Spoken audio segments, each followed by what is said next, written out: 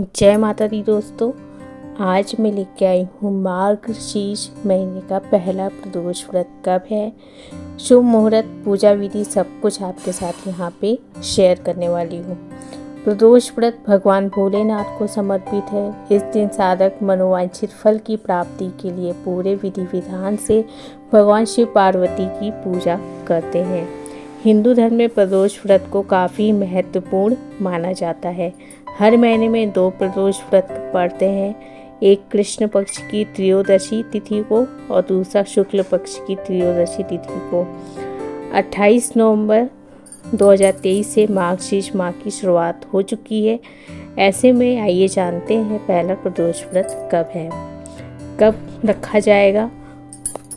पंचांग के अनुसार मार्गशीर्ष मतलब कि अगहन माह की कृष्ण पक्ष की त्रयोदशी तिथि का प्रारंभ 10 दिसंबर 2023 को सुबह 7:13 से हो रहा है और इसका समापन अगले दिन यानी कि 11 दिसंबर 2023 को सुबह 7:10 तक रहेगा।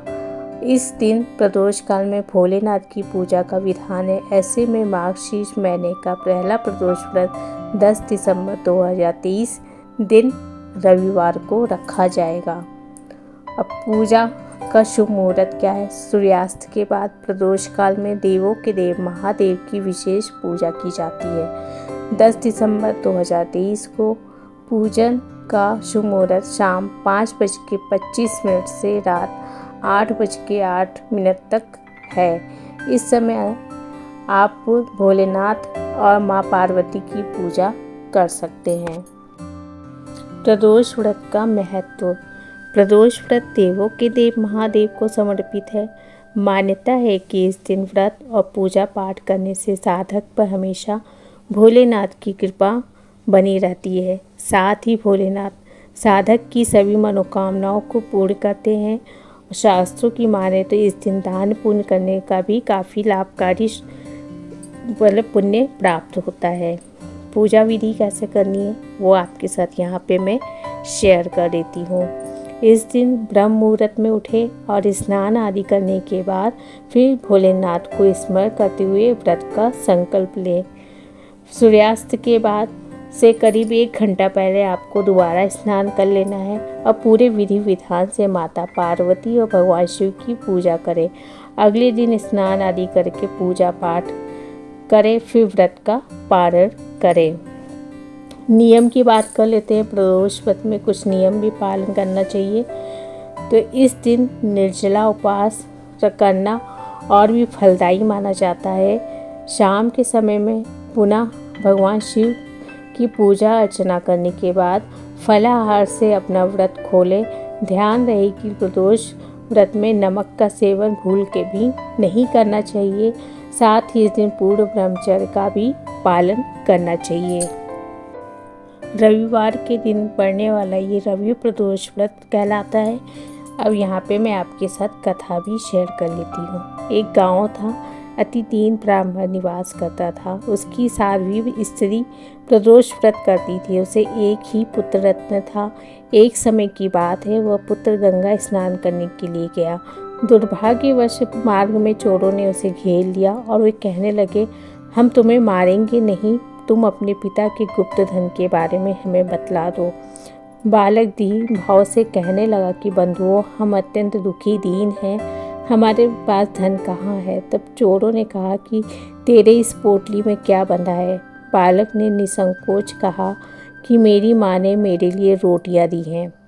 यह सुनकर चोरों ने अपने साथियों से कहा, साथियों, यह बहुत ही दीन दुखी मनुष्य है, अतः हम किसी और को लूटेंगे। इतना कहकर चोरों ने उस बालक को जाने दिया। बालक वहाँ से चलते हुए एक नगर में पहुँचा। नगर के पास एक बरगद का पेड़ था। वह बालक उसी बरगद के वृक्ष की छाया में सो गया। उसी समय उस नगर के सिपाही चोरों को खोजते हुए उस बरगद के वृक्ष के पास पहुँचे और बालक को चोर समझकर बंदी बना राजा के पास ले गए। राजा ने उसे कारावास में बंद करने का आदेश दिया। ब्राह्मणी का लड़का जब घर नहीं लौटा तब उसे अपने पुत्र की बड़ी चिंता हुई। अगले दिन प्रदोष व्रत था। ब्राह्मणी ने प्रदोष व्रत किया और भगवान शंकर से मन ही मन अपने पुत्र की कुशलता की प्रार्थना करने लगी। भगवान शंकर ने उस ब्राह्मणी की प्रार्थना स्वीकार कर ली। उसी रात भगवान शंकर ने उस राजा को स्वप्न में आदेश दिया कि वह बालक चोर नहीं है, उसे प्रातःकाल छोड़ दे, अन्यथा तुम्हारा सारा राज्य वैभव नष्ट हो जाएगा। प्रातःकाल राजा ने शिव जी की आज्ञा अनुसार उस बालक को कारावास से मुक्त कर दिया गया और बालक ने अपनी सारी कहानी राजा को सुनाई। सारा वृतांत सुन के राजा ने अपने सिपाहियों को उस बालक के घर भेजा। उसके माता पिता को राज दरबार में बुलाया। उसके माता पिता बहुत ही भयभीत थे। राजा ने उन्हें भयभीत देखकर कहा, आप भयभीत ना हो, आपका बालक निर्दोष है। राजा ने ब्राह्मण को 5 गांव दान में दिए, जिससे वे सुखपूर्वक अपना जीवन व्यतीत कर सके।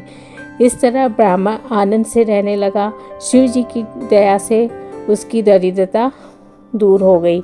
अतः जो भी मनुष्य रवि प्रदोष व्रत को करता है वह सुखपूर्वक और निरोगी होकर अपने पूर्ण जीवन व्यतीत करता है। दोस्तों, ये थी रवि प्रदोष व्रत की पूजा विधि। सब कुछ आपके साथ यहाँ पे मैंने शेयर कर दिया है। अगर मेरा वीडियो पसंद आता है तो मेरे चैनल पे बने रहिए, मेरे चैनल को सब्सक्राइब कर लीजिएगा और ऐसी वीडियो लाती रहूँगी। तब तक के लिए धन्यवाद।